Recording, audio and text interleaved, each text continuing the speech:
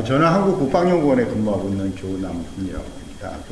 주로 이제 북한 군사 연구를 하는데, 또 우리 안보 정책에 대해서도 연구를 합니다. 그래서 오늘은 한미동맹을 얘기하러 왔지만 한미동맹 좀 얘기하고 또 다른 전체 국방과 안보에 대해서 관심이 있으신 거를 질문을 하시면 그거를 토의하는 방식으로 이렇게 할까 합니다.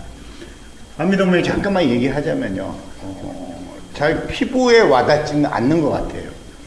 한미동맹 하면 무슨 생각하세요?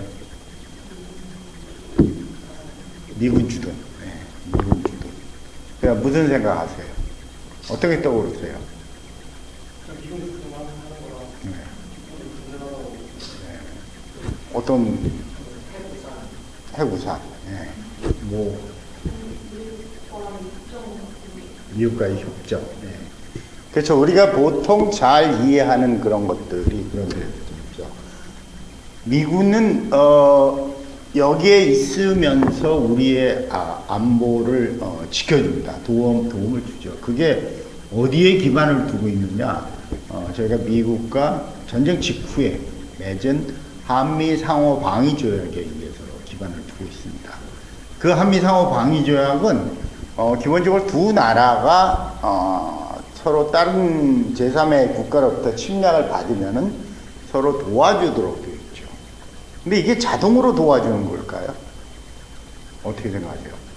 자동으로 개입할까요?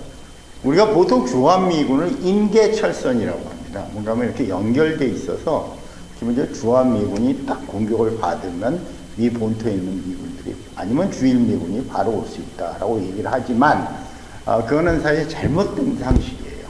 왜? 분명히 상호방위조약에 두 국가는 헌법적 절차에 따라서 서로를 도움을 준다고 돼 있어요. 그래서 헌법적 절차는 뭐냐? 여러분이 조약을 한국이 조약을 맺을 때는 누구의 승인을 받습니까?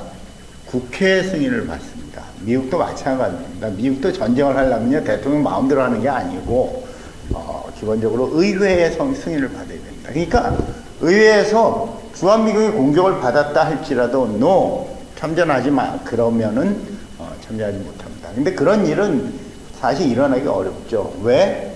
미국이 엄청 자존심 국가고 미국은 기본적으로 전 세계를 경영하는 국가이기 때문에 자기의 목적에 맞춰서 한반도에서 분쟁이 일어나거나 전쟁이 일어나면 참전할 가능성이 더 높죠. 자, 주한미군은 그 상호방위조약에서 했는데 미국은 사실 고마운 나라일까요? 안 고마운 나라일까요? 사실은 많은 분들이 고마운 나라라고 해요. 왜? 6.25 전쟁이 한국전쟁이 발발을 했을 때 사실은 미국이 엄청난 병력을 한반도에 보내서 많은 사람을 죽어가면서 한반도가 공산화되는 거를 막아줬으니까요. 그런데 여러분이 가가지고 하기 싫은데 하라고 그러면은 여러분 뭘 합니까? 여러분 BTS 되게 싫은데 남들이 보라 그러면 보나요? 아니죠. 사실은 좋기 때문에 또는 이득이 되기 때문에 미국도 그렇게 하는 거죠. 그러니까 미국은 기본적으로 한반도 자체로 보지 않고 전 세계 전략의 일환으로 봅니다. 당시에 한국 전쟁이 이러한 거에 원인을 제공한 국가 중에 하나는 미국이에요. 왜? 원래는 한국이 공산주의 소련과의 경쟁에 있어서 한국을 포함한 방위 라인을 갖고 있었거든요. 근데 국무장관으로, 우리로 말하면 외교장관이죠. 미 국무장관으로 취임한 애치슨이 야, 한국은 중요하지 않아. 한국은 그냥 거기서 우리는 라인 빼버리고 일본이 최전방이다 라고 선언을 하면서 그게 애치슨 라인이 됩니다. 그러니까 그 당시에 소련이 딱 보고 있다가 그래? 그럼 우리가 쳐들어와서 공산화를 시켜도 미국은 간섭을 안 하겠네 이렇게 생각을 한 거예요. 그거를 옆에서 김일성이 가가지고 막 부추긴 거죠.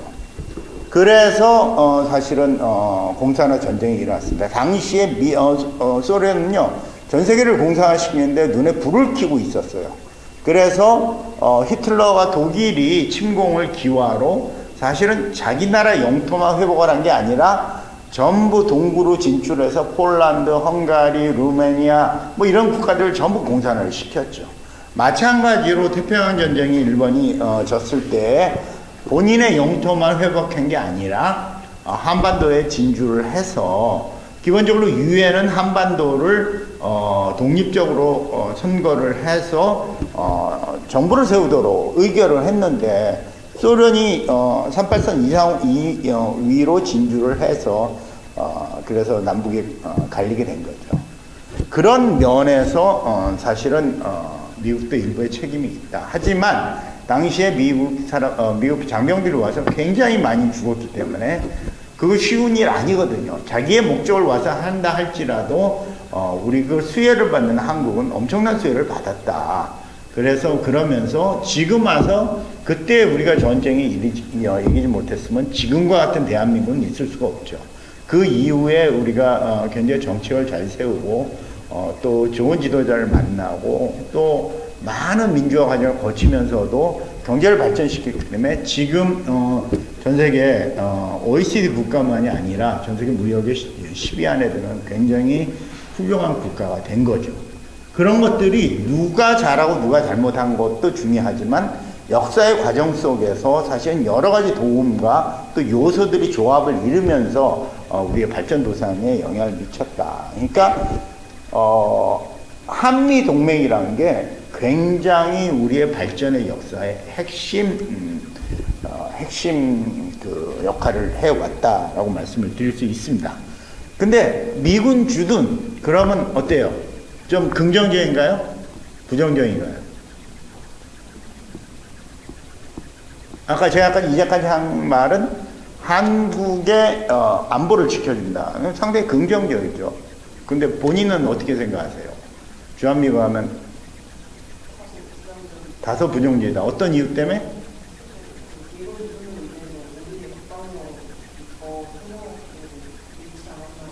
더 성장할 수 있는 기회를. 네. 미군 주둔에서 긍정적인가요? 부정적인가요? 부정적인데 네. 그래도 타군이 그날 주둔했다는 미군 주둔이 긍정적이라고 생각하나요? 부정적이라고 생각하나요? 현재는 어떻게 생각하세요? 긍정적으로 바라보는 북한과의 관계도 있기 때문에 그걸 생각했을 때 긍정적이지만 이 당시 이번 같은 경우에 미국에 좀 계속되어 있었던 그런 불배가 있는 것 같고 그런 자주적인 국방력을 위해서는 한국 군대만 있어야 된다고 생각합니다. 네, 그래서 사실은 개인들의 생각은 다 다를 수 있고 여러분이 말한 거에 사실은 양면적 측면이 다 들어가 있어요. 긍정적 측면도 있고 부정적 측면도 있고. 근데 저희 학교 다닐 때는 캠퍼스에 가서 물어보면요. 10명 중에 9명이 미군은 절대 있으면 안 돼 하고 굉장히 부정적이었어요. 근데 지금 많이 여러분 세대가 이상하게도 많이 보수화가 되고 또 학생들이 이게 사실 우리 정부가 민주화가 되면서 미국에 대해서 그렇게 크게 부정적이지는 않는 것 같아요. 좋은 점은 뭐 아까 말한 한국의 안보를 지켜주기도 하고요.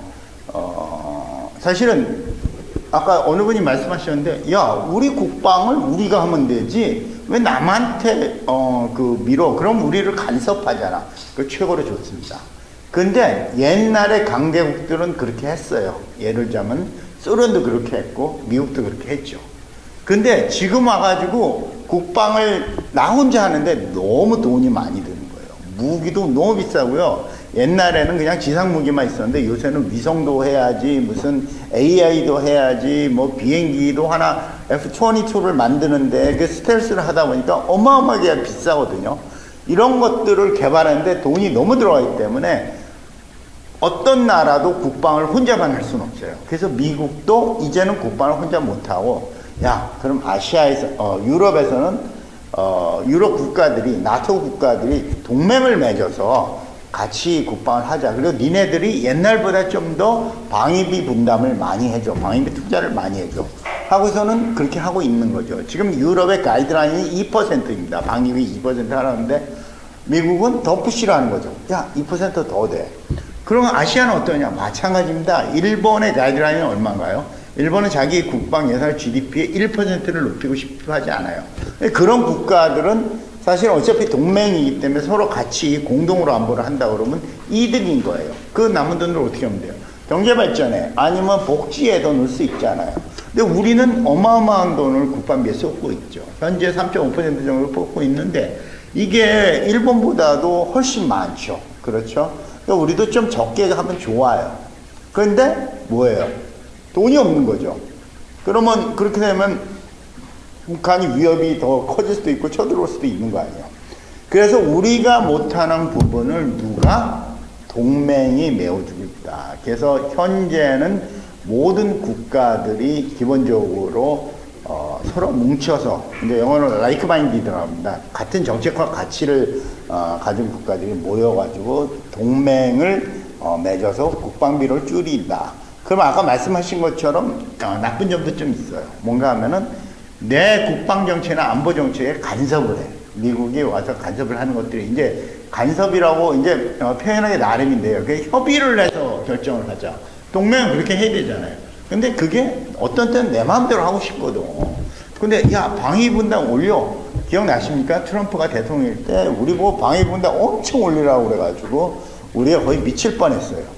그런 것들이 사실은 간섭이 되는 거죠. 그래서 그러한 것들은 사실 부정적 요소다. 또 어떤 부정적 요소가 있나요? 기본적으로 옛날에는 미군이 많이 있던 데가 동두천, 의정부 이런 데 있었는데 사실은 기본적으로 미국은 자유주의가 더 우리보다 훨씬 이렇게 더 많이 그 기류를 갖고 있기 때문에 사실 굉장히 한국적 분위기에 맞지 않는 일들이 많았어요. 사실 보기도 안 좋고 문화적으로 했고 또 2002년에 어떤 사건이 생겼냐면 혹시 여러분은 아마 2002년 태어나셨어요? 성숙하셨네. 2002년 태어나셨어요. 네. 2002년에 동두천에서 훈련을 하다가 미군 장갑차가 효순이 미선이를 치어 죽이니까 장갑차 중학생 압사 사건이 일어났어요. 그게 미군도 사람인데 일부러 그렇겠습니까?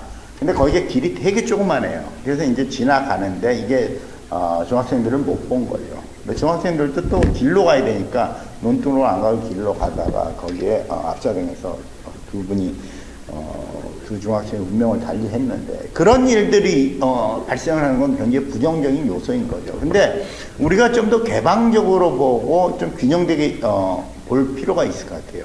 왜냐? 한국군이 그렇게 하다가도 사고가 날 수 있는 거죠.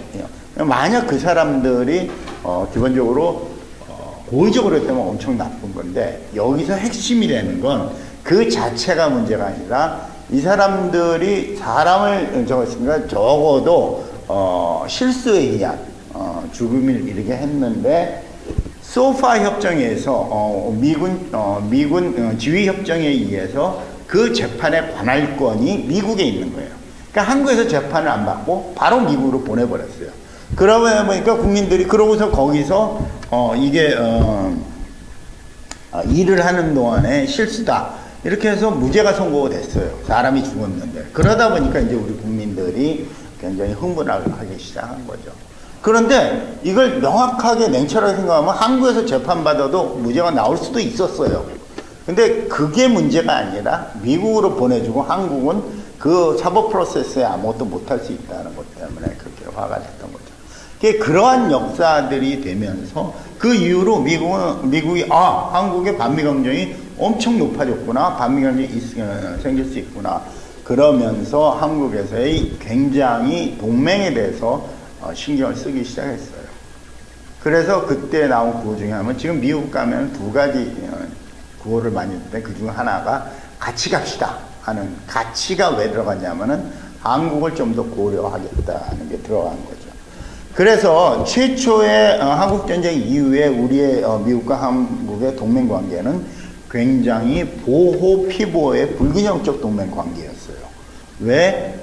첨단 전략이라든지 첨단 무기체계라든지 이런 것들이 미국이 훨씬 앞서 있었고 또 전쟁의 경험도 훨씬 많았고 그 다음에 무엇보다도 미군이 한국에 대해서 여러 가지 혜택을 줬어요.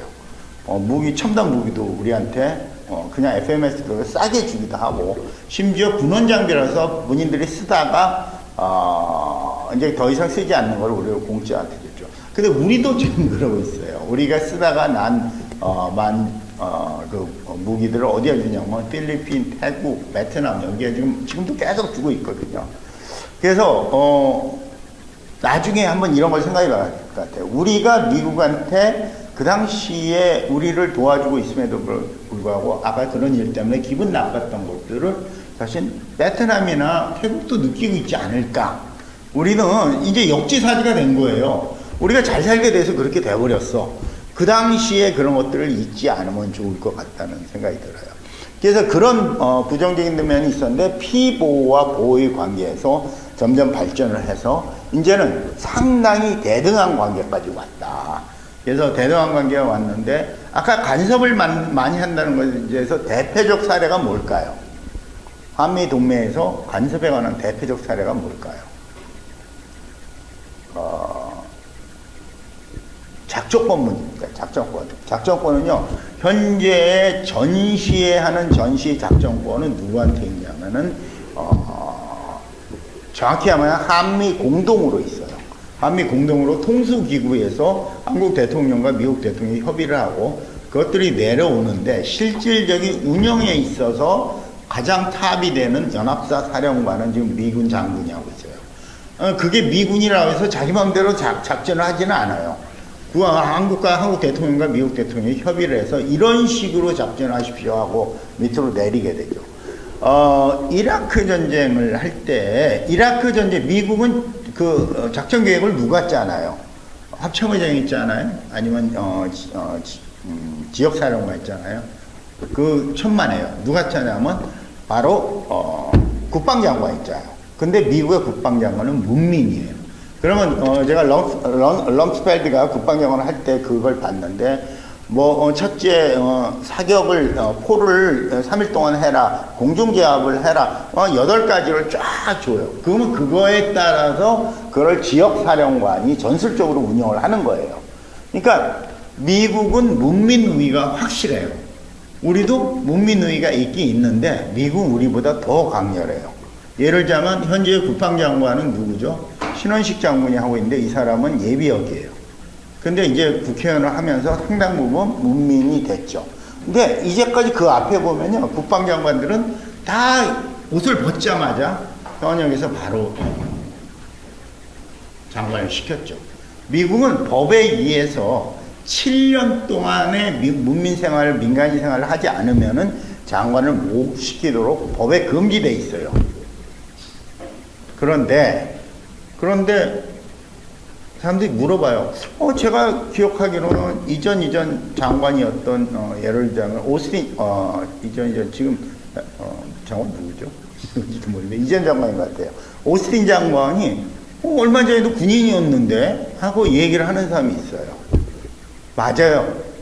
그게 원칙인데 기본적으로 특별한 케이스에 있어서는 의회가 승인을 해주면은 군인 7년이 안 돼도 할 수가 있어요. 오스틴 장관도 3년밖에 안 돼. 근데 그게 원칙을 지킨다고 하는 게 비록 그런 예외 케이스는 있지만 미국 역사상 딱 3명만 그런 사람이 있었어요.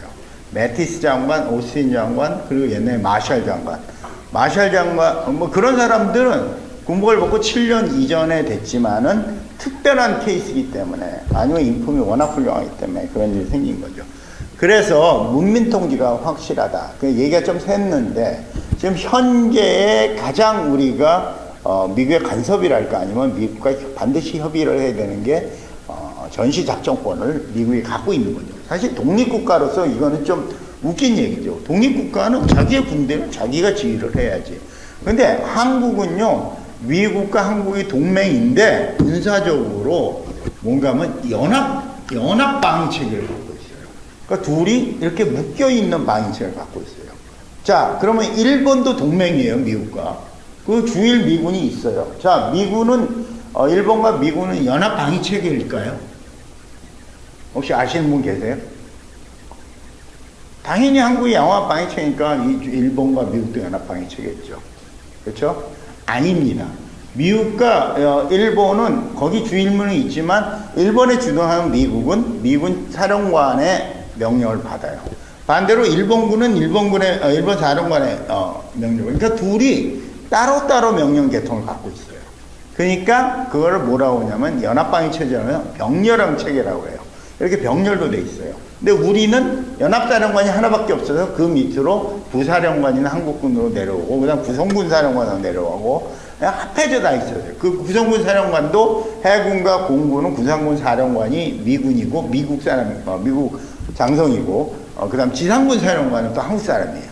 그러니까 다 혼재되어 있는 연합방위 체제. 전 세계에서 연합체제를 갖고 있는 양자 동맹은 한국이 유일해요. 일본과 우리의 사실은 처지는 다르다라는 걸 아실 필요가 있는 것 같아요. 하여간 그럼에도 불구하고 그런 연합방위 체계를 하고 있는데 어떤 사람들이 이게 맞습니까? 하는 질문을 던져요. 맞다고 생각하세요?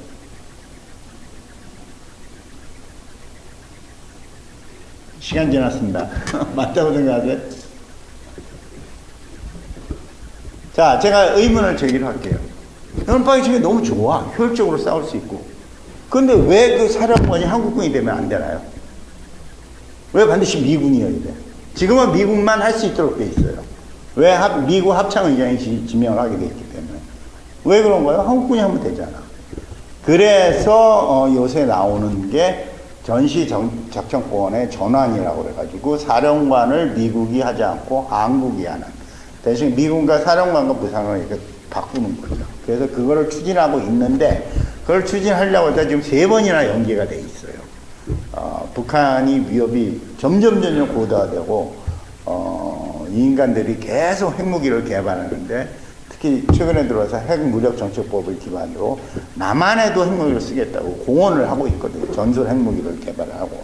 그러다 보니까 연기는 되고 있지만 만약에 그것들이 이루어지면 직접적인 우리의 군사적 안보적 독립이 달성이 되는 거죠. 그래서 그 선상에 있지만 방향성만은 점점 더 평등적이고 아까 말한 보호 피보가 아니라 대등한 관계의 동맹 관계로 진전이 되고 있다. 그래서 우리의 동맹의 역사는 정말로 아무것도 없이 미국의 모든 것을 의존하는 데서 점점 대등한 것으로 오고 있다라고 그렇게 한마디로 말씀을 드릴 수 있어요.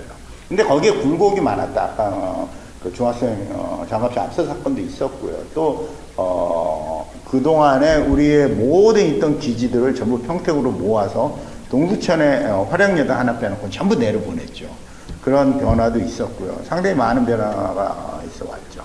자, 근데 미국과의 한미동맹에서 우리가 저한테 물어보면 왜 우리는 한미동맹을 꼭 해야 되느냐?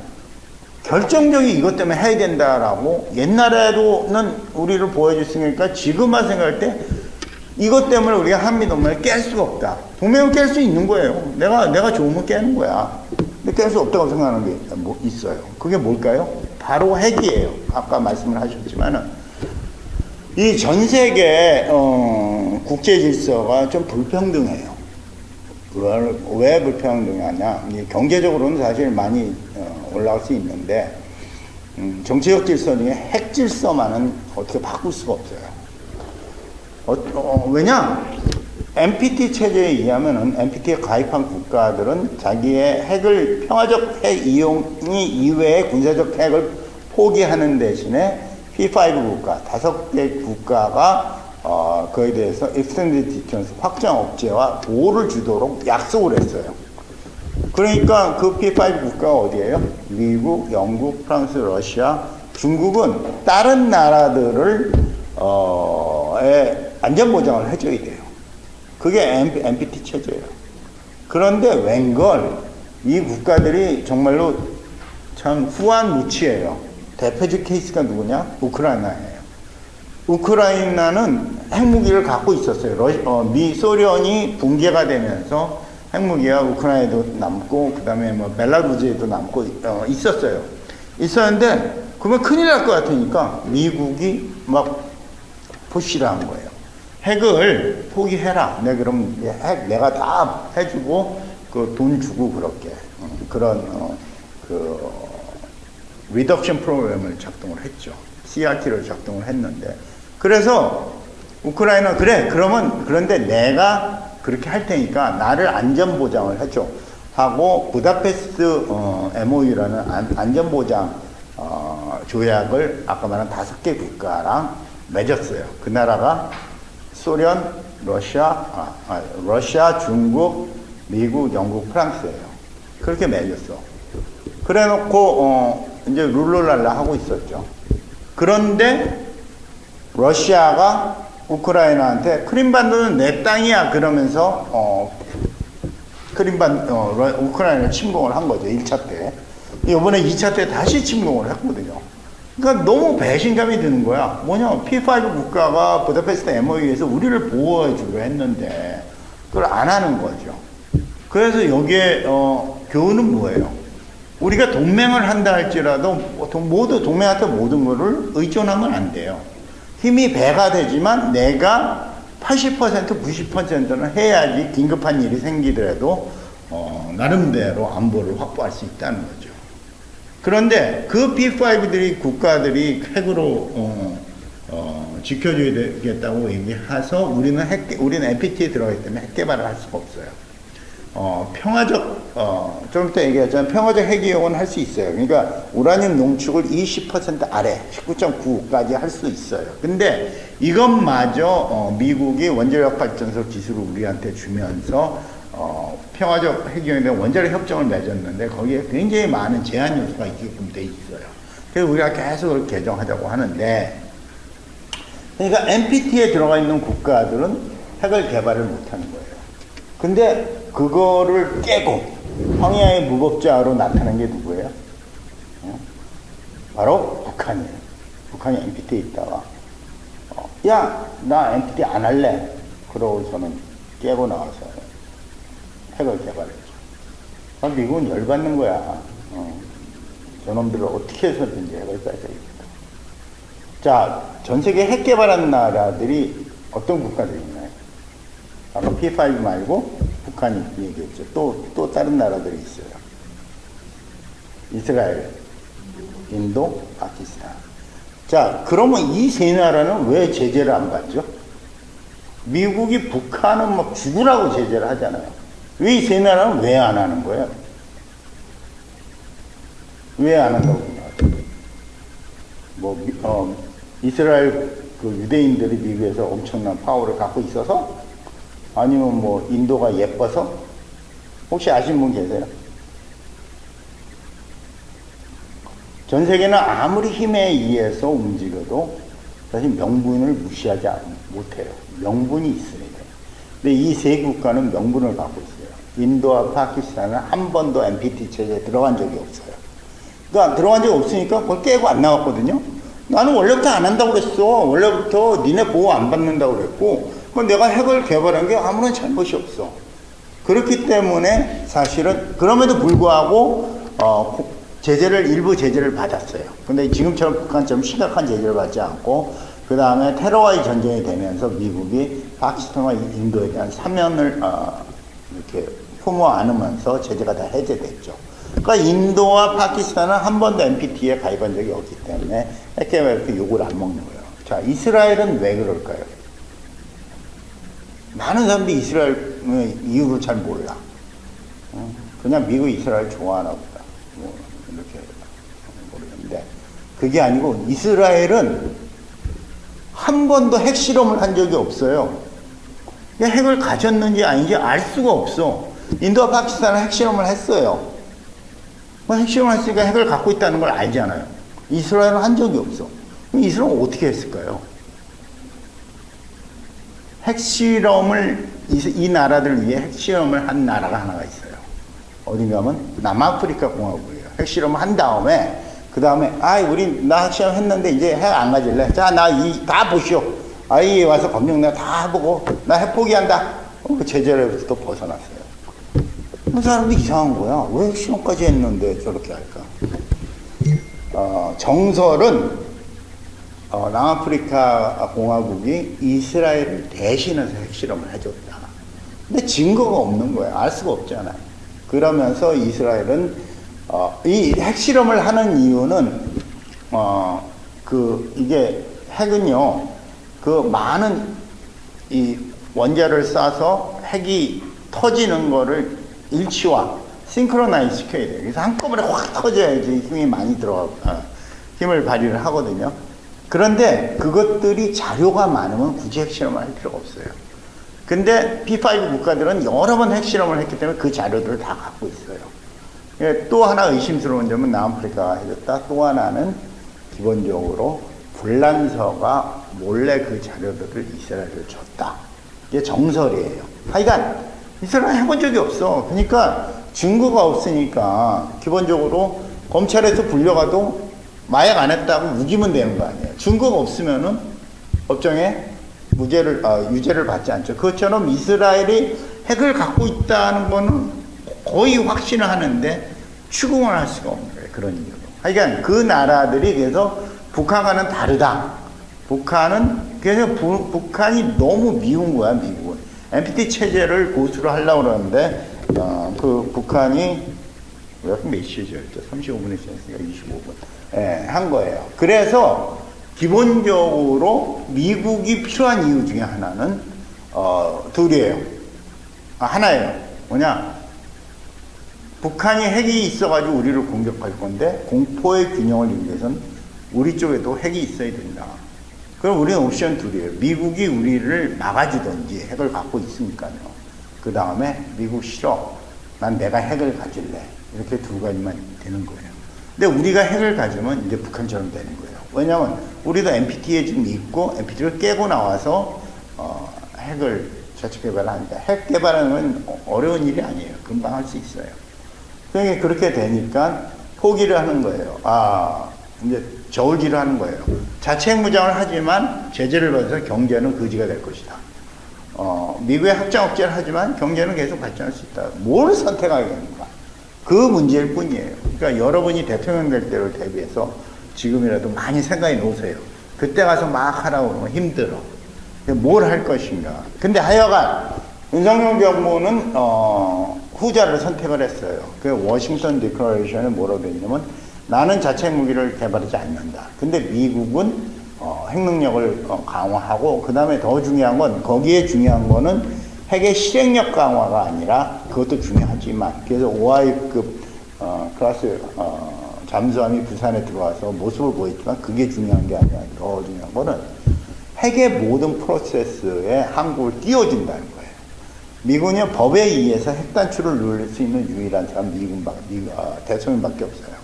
그러니까 우리가 북한이 핵으로 공격할 때 니네도 핵으로 대응하겠다고 좀 공개적으로 얘기를 해. 맨날 한국에 푸시를 하거든요. 안 해.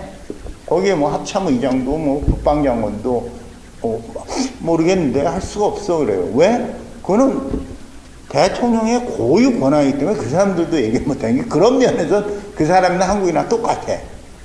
대통령은 미국의 대통령이 전 세계를 경영하는 입장에서 북한이 핵을 썼더라도 이걸 핵을 안 쓰면 해결할 수 있어. 재래식 무기를 할 수 있어. 그리고 이걸 갖고 내가 더 좋은 어떤 옵션을 만들 수 있어. 생각하면 그렇게 될 수도 있는 거예요. 그런 면에서 사실은 사전적으로 약속을 안 하려고 해요. 그런데 대신에 핵이 쓰이면 어디서 쓰이나요? 한반도에 쓰이는 거 아니에요. 한반도 북한 지역에서 쓰이는 거 아니야.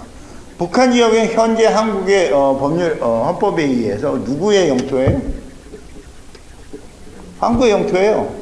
한국의 영토에 핵이 쓰이는데 나는 아무것도 모른다. 그게 언제 쓰일지, 얼마만큼 쓰일지, 무슨 무기를 사용할지 이제까지 나는 생각 몰랐어요. 그렇죠?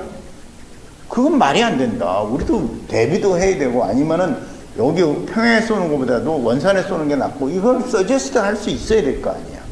그래서 그런 주장을 해서 워싱턴 선언에 내재화된 두 번째는 기본적으로 한국을 띄워준다. 뭐 어떻게 띄워주냐? 공동기에 인포메이션 쉐어링, 정보 공유, 그 다음에 공동 훈련을 통해서 핵 문제에 조금 더 한국이 주도적으로 할 수 있다. 그러니까 이제까지는 재래식에 의해서 평등한 관계로 유지가 됐는데 그게 이제 핵 문제까지도 점점 평등한 관계로 가고 있다. 그게 한미동맹의 그라고 생각합니다. 근데 이제 뭐 자료는 읽어보시고요. 그럼에도 불구하고 한미동맹은 앞으로 좋은 쪽으로 나가는데 여전히 사실은 문제가 굉장히 많다. 아마 여러분이 던지실 질문들이 이런 질문들이 될 거예요. 아마 보통 한미동맹과 생각 잘 안 해보시겠지만, 우리가 생각을 해보면 이런 것들의 의문이 있을 수 있어요. 자, 인태 전략의 핵심은 뭐예요? 미국이 인태 전략을 적극적으로 추진하는데 핵심은 뭐예요? 중국을 배제한다는 거죠. 그게 인태 전략이에요. 물론 말로는 중국을 배제한다고 하지 않아요. 하지만 인태 전략 국가들이 자유롭고 공정한 태평양 질서, 인도태평양 질서를 수립한다는 게 목표인데, 거기에 그렇지 않은 국가가 있다는 임플리케이션이 되는 게 바로 중국이에요. 그런데 미국이 이걸 원하는데 우리가 여기 얼마만큼 참여를 해야 되나? 아주 문맥은 좋아요. 근데 그렇게 되면 뭐를 우린 예상해야 돼? 바로 중국과의 대립을 예상해야 돼요. 옛날에 중국은요, 우리의 수출의 최대 국가예요. 옛날에 계속 이걸 빠져나가는 방법이 머리를 열심히 쓰다. 그래, 안보는 미국과, 그 다음 경제는 중국과 하자. 그래서 이제까지 우리의 정부의 정책이 그거였어요. 그런데 그건 이제는 그게 더 이상 안 돼요. 왜냐? 사드 문제 이후로 중국이 분명히 사드는 안보 문제인데 중국이 어떻게 했어요? 야, 롯데 너 부지 줬잖아. 기분 나빠. 너 나가. 그래서 롯데가 다 철수를 한 거 아니에요. 그 당시에 안보와 경제의 역할이 허물어지기 시작했어요. 요새 더 심해요. 뭐냐? 한국, 너 중국이 니네가 제공하는 반도체를 갖고 핵심 첨단 무기체를 만들고 그걸로 미국을 위협할 테니까 그거 주지 마. 너랑 일본하고 미국하고 같이 해서 우리 공급망 타이완까지 해서 공급망 치포 조약을 맺자 이러는 거예요. 그러니까 안보의 문제와 경제의 문제가 연계된 문제가 되어버렸어요. 그러니까 옛날의 정책은 더 이상 유효하지 않아요. 거기다가 지금 대만 위기가 언제 터질지 모르는 열점 상태인데, 거기에 미국, 일본은 아주 대놓고서는 거기에 위기가 일어나면 일본군을 파병하겠다고 해요. 주일무군은 당연히 가요. 자, 주한미군은 어떻게 될까요? 주한미군 가면은 한국은 거기에 연루되지 않을까요? 나중에 국제정책을 하시면 연루와 방기의 문제와 가장 어려움을 겪고 있는 게 지금 한국이에요. 그래서 우리는 얼마만큼 이런 미국의 정책에 동참을 해야 되나. 그러니까 이게 향후의 이슈예요. 그게 두 번째, 주한미군의 미상과 전략적 유연성과 관련이 있어요. 전략적 유연성에 의하면 한국과 미국은 약속을 했어요. 주한미군을 만약 빼더라도 한국하고 협의를 해야 된다. 근데 서로 이게 느끼는 게, 우리가 이제 나중에 혹시 이제 일을 하시려면요, 그 영어와 한국말이 달라요. 원래 원칙은 영어인데 애매한 단어를 쓴다든지 아니면 한국말은 우리에게 유리한 대로 해서 나중에 이렇게 보면은 사실은 어떤 봉합 수준의 그런 조약을 하는 것도 있는데, 전략적 유연성이 그거예요. 미국은 주한미군은 언제든지 뺄 수 있다고 생각을 하고요, 한국은 절대 안 된다고 생각을 하고 있어요. 동상이몽을 하고 있는 거죠. 그 다음 유엔사의 위상과 발전. 유엔사가 현재 있는데 이것들을 더 확장시켜야 되느냐. 미국은 지금 그러고 싶어 해요. 근데 유엔사가 굉장히 중요한, 현재 유엔사는 전시작전권, 평시작전권을 합참하고 그 다음에 연합사에 넘기고선 현재 한반도 평화관리만 하고 있어요. 평화관리만 하고 있는데, 그래서 유엔사가 별로 중요하지 않는 기관이다라고 생각할 수 있어요. 근데 잠재적으로 엄청 중요한 역할을 하나요. 유엔사가 뭘 하느냐? 위기가 터지면은 옛날처럼 증원군이 와야 되는데, 우리 그 당시에 한국 군대를 파병했던 국가가 의료 이런 직접 비전투 요원 빼놓고 16개국이에요. 시스템 프로바이더라고 그러면요, 그 나라들이 한국으로 바로 오는 게 아니에요. 유엔사가 일본에서 모은 다음에 일본에서 조직을 해서 한국 부산으로, 포항으로 보내줘요. 그러니까 유엔사가 후방에서 RSOI라고 하는데 병력을 모집하고 군수조달하고 하는 역할을 해요. 일본에 가면 유엔사 후방기지라고 있어요. 혹시 여러분 들어보셨는지 모르겠어요. 아무도 모르는 저거였는데 얼마 전에 이제 대통령이 얘기를 하면서 굉장히 관심을 갖게 됐죠. 유엔사 후방기지가 오키나와 이런 데 있는데, 거기서는 군수물자나 무기를 저장을 해뒀어요. 그래서 만약 한반도에 문제가 생기면 그것들이 바로 올 수 있어요. 그럼 전력들도 거기서 모아서 할 수 있어요. 그러니까 유엔사 후방기지가 지금은 하나도 안 중요해. 근데 전쟁이 일어나면 엄청나게 중요한 기관이 되는 거죠. 그거는 어떻게 해야 되냐? 그 다음에 아까 말한 것처럼 워싱턴 선언을 했는데 그렇게 선언적인 얘기만 해놓고 구체적인 건 하나도 없거든요. 구체적인 얘기를 하자 그래서 NCG라는 걸 만들었어요. 뉴클리어 컨설테이티브 그룹을 만들었는데 거기서 앞으로 무슨 얘기를 해서 이걸 점점 구체화시켜야 되냐. 그 다음에 방위 분담 문제. 이게 아까도 말했지만 트럼프 때 엄청 문제가 있었죠. 5년마다 합의를 합니다. 그래서 5년마다 합의를 하는데 보통 동결을 시키는 건 아니고요. 물가 상승률만큼 한다든지 저번에 마지막으로 할 때는 국방비 증가율만큼 올리도록 돼 있어요. 2020년에서 2025년까지 이어하도록 5년이 국방비 증가율만큼 이제 초기 X에서 올라가는 거예요.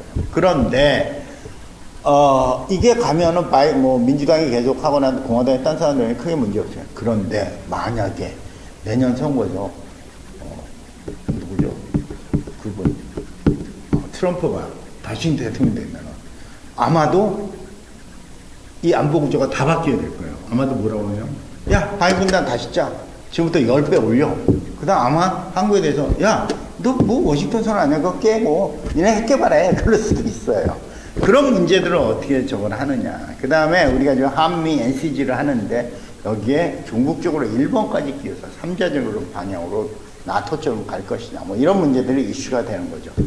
야, 하다 보니까는 이제 우리 8분밖에 안 남았는데 혹시 궁금한 거 있으시면은 몇 동안 얘기 좀 하다가 끝내도록 하겠습니다. 네. 유명한 샤를드 볼의 파리 대신 일본을 휘려주면을 최근에 대통령 말씀 그런 거 미국이 서울 대신 미국을 휘려할 수 있는 같은 경우 핵무기 확실하게 핵산 정책을 할 수 있는지. 그거를 이제 전문 용어는 디커플링이라고 해요. 디커플링은 미국의 이익과 한국의 이익이 다른 거예요. 김정은이가 위협을 하는 거예요. 야, 미국 가만히 있어. 그 중원군 보내지 마. 네가 만약 보내면 나는 LA를 치겠어. 그러면 미국은 그래 안 보낼게. 그냥 한국으로만 싸워. 우린 너의 적화 통일을 할 동안 가만히 있을게. 할 수 있죠. 할 수 있는데 미국이 할 것 같아요. 미국이 어떤 나라인데 지금 중국하고도 저거를 해야 되는데 트럼프는 혹시 할 수 있을지도 몰라요. 근데 트럼프도 자기가 혼자 정치하는 건 아니에요. 국내 정치를 생각해야 되고 유권자를 생각할 수밖에 없는데 기본적으로 그게 그 두골이 그 디커플링을 꺼낸 거는 그 이유 때문에 내가 핵 개발을 하겠다고 해서 프랑스가 핵 개발하는 근거가 됐어요. 그걸로서 사용을 한 거지 실제로 그렇게 되리란 걸로 얘기를 한 건 아니죠. 제가 보기엔 100%, 99.9도 아니에요. 100% 미국은 그러지 않을 것이고 그게 미국의 이익에 합치되지가 않아요. 그러면 한번 북한한테 졌다? 그러면 이제 어떤 나라들, 딴 나라들이 인도가 그럴 수도 있고 파키스탄이 그럴 수도 있고 결코 미국의 비약적인 정책에 합치되는 건 아니기 때문에 그게는 성립할 수가 없다고 생각합니다. 그러면 당장 그런 일이 생기면 한국도 야, 우리 너네 못 믿어. 한국 핵개발 할래 그렇게 하는데 그거는 미국이 생각하는 비확산의 가장 나쁜 케이스거든요. 자, 아까 제가 동맹보장이라는 얘기를 했어요. 이제는 확장억제라는 얘기와 달리 동맹보장이라는 것을 미국은 이제까지 하는 얘기가 계속 확장억제를 제공해 왔다 이거예요. 근데 한국이 몰라서 그런 거지. 그러면서 작년에 워싱턴 선언 직전에 여론조사를 했더니 국민의 75%가 자체 핵 개발을 해야 된다고 나온 거예요. 최정현 학생회에서 했죠. 워싱턴 갔더니 전부 그 얘기만 하는 거야. 너무 놀란 거예요. 야, 한국이 되게 센가 보다. 심지어 대통령이 나서가지고 자체 핵 개발 고려해 볼 수 있습니다. 이러니까 놀라가지고 워싱턴 선언을 하고 니네 자체 핵 무장 안 한다는 걸 적시를 한 다음에 그 많은 것들을 양보를 한 거거든요. 기본적으로 그러면서 미국이 느낀 거는 이게 내가 확장억제를 잘 주는 것도 중요하지만 한국의 정책 결정권을 국민을 이해시켜야겠구나. 그래서 확장억제에서 더 중요한 것은 그 이해까지 포함한 동맹보장이라고 해서 용어가 요새 이제 동맹보장이라고 하거든요. 그래서 옛날보다 그때 여론조사가 굉장히 기여를 했는데 옛날보다 미국이 우리를 훨씬 많이 가르쳐주고 끼워주려고 해요. 그런 건 좀 필요한 것 같아요. 그래서 속으로는 그렇게 안 되고. 그 재밌는 점이 하나는 그러고서 한 달 후에 국제정치학회에서 국제정치학회 회원들을 바탕으로 조사를 했어요. 자체 개발을 해야 되냐. 34% 나왔어요. 그러니까 이게 그런 어떤 압박의 도구로서 그런 여론조사는 참 좋은 것 같아요. 75%가 나오고. 자, 또 다른 질문 할게요.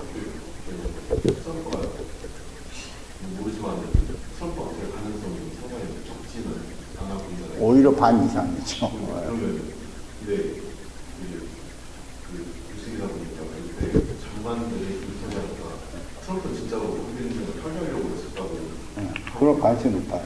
말씀하신 것처럼 그런 장관들이 반대하더라고. 만약 이 사람이 또 대통령이 되면 그때는 진짜 탈퇴하려고 할 것 같은데.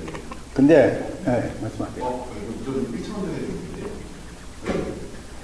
한미동맹 학계만 해라라고 할 수도 있다고 하시잖아요.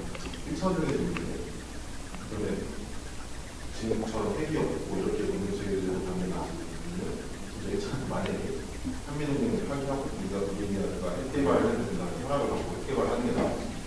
그거는 본인이 생각해 보세요. 저는 아까 말씀을 드렸어요. 아까 두 가지 옵션이 있는데 핵을 갖고 있지만 경제 발전을 못하는 경우와 핵을 확장은 미국이 해주지만 경제를 더 많이 발전시키는 방법 어느 게 좋은가를 하는 건데 죄송한 게 미국이 지금은 사실 미국이 말은 못하는 미국이 재단을 해준다는 그런 경제적으로 미국이 제가 해준다고 우리는 될 것 같지만 이거는 더 높은 NPT 체제에서 다른 국가들이 영국, 프랑스, 러시아, 중국이 반대를 할 수 있고요.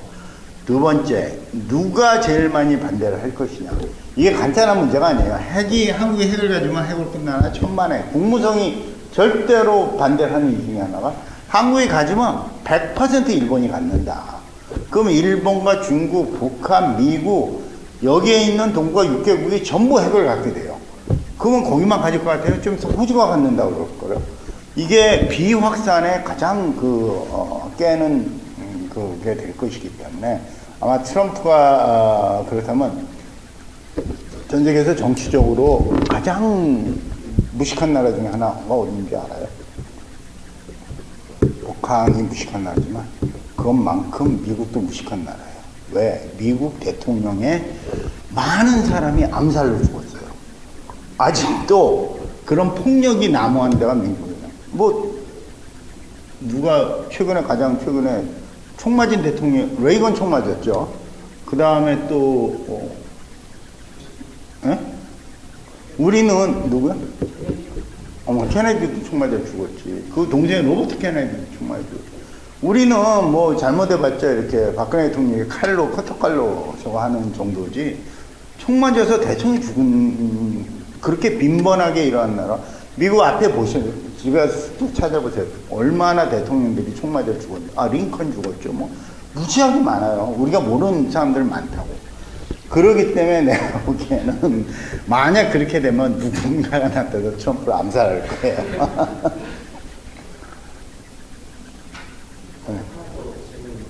지금 미국이 어쨌든 세계 우리가 경영하는 입장이잖아요. 점점 더 우크라이나나 러시아 전쟁에서 지금 이스라엘 팔레스타인 전쟁에서 지금 그런 방위적인 측면이 그쪽으로 많이 쏠리고 이게 나중에 발전돼서 일단 중국이 대만까지 침공하게 된다면 저희 나라를 신경 쓸 여유가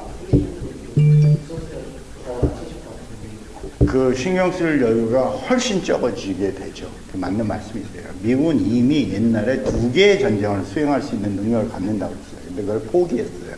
그러니까 지금 1.5개의 전쟁이라고. 하나는 전쟁을 막고 하나는 전쟁을 하고 그런 방식을 유지를 하고 있거든요. 근데 지금 이미 지금 확실하게 하나의 전쟁을 하고 있죠. 우크라이나에서 지상군은 파병을 안 했지만 거기에 많은 엄청난 군비를 지원을 하고 있거든요. 그 다음에 이스라엘에서도 또 지원을 해요. 150명의 포탄을 엄청 보냈죠. 그런데 대만까지 한다? 대만은 뭐 죽으라고 지원을 해야 되니까. 그러면 이제, 그래서 동맹이 중요하다는 거 미국이 얘기를 하는 거예요. 그럼 누구를 찌르겠어요? 당연히 일본을 찌르겠죠. 그다음 한국을 찌르겠죠. 자, 한국, 너네 150mm 포탄 엄청 많이 하니까 다 내놔.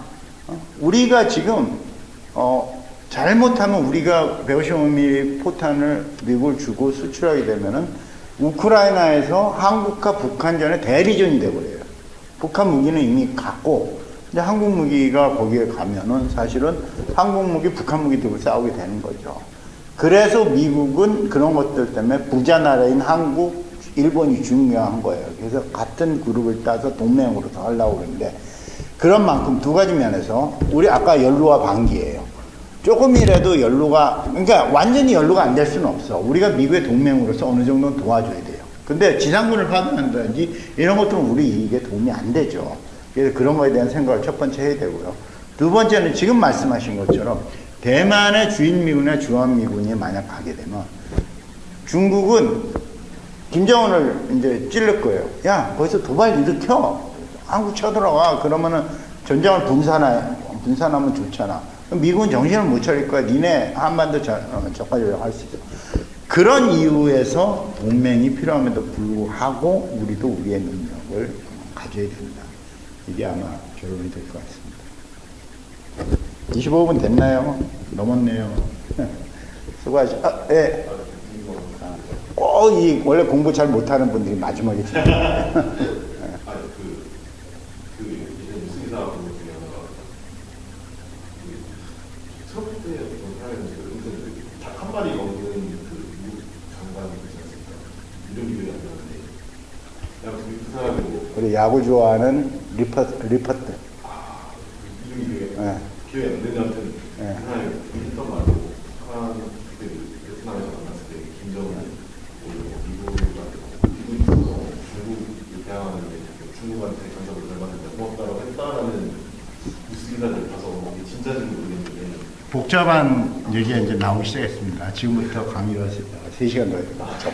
아니, 저는 이제 궁금한 게. 저기를 보세요.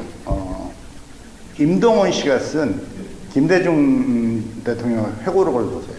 거기에 가면은, 김대중 대통령이 평양에 갔을 때 김정일이 임동원 씨한테 뭐라고 하는지가 나와요. 거기 보면, 우리는 솔직히 말하면 미국이 주도한 것을 반대하지 않는다.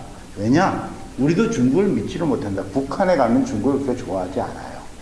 그런 복잡한 문제들이 있어요. 근데 그게 진심으로 얘기를 했지만 또 뻥일 수도 있어. 그렇기 때문에 그런 문제들이 있지만 우리가 북한 학자들이 전체적으로 얘기하는 것은 기본적으로 미국의 한반도에 주도하는 것을 북한이 크게 반대하지는 않는다. 이런 식의 이제 주장을 하신 분들이 많고 그게 사실일 수도 있어요. 그래서 그거는 제가 이제까지 말해온 건 아까 긍정적인 면, 부정적인 면 다 얘기했죠. 모든 사물에는 긍정적인과 부정면이 있어요. 미국이 주도한다고 해서 꼭 좋은 점만 있는 것도 아니고 나쁜 점만 있는 것도 아니고 그게 중요한 점은 그런 것들을 우리의 국위에 맞춰서 우리 정책화해서 우리의 이득이 될 수도 있어요. 아니 뭐 아무리 미국이 동맹이라도 미국이 잘 사는 게 중요합니까? 미국은 좀 못 살아도 우리가 잘 살아야지. 마찬가지입니다. 그런 것들을 냉철하게 판단할 필요가 있다. 자, 꼭 회고로 읽어보세요. 자, 그럼 마치도록 하겠습니다. 수고하셨습니다.